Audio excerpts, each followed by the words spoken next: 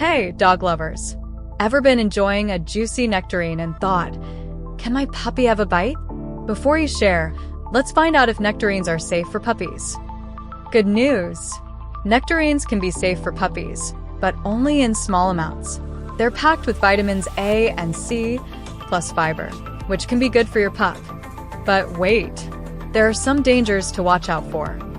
Watch out for the pit. It's a choking hazard and contains cyanide.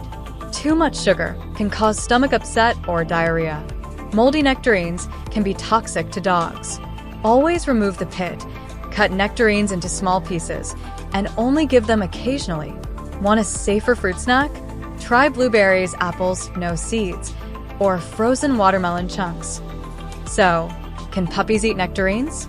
Yes, but in moderation. Just remove the pit and don't overdo it.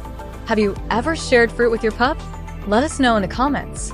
And don't forget to like and subscribe for more puppy tips.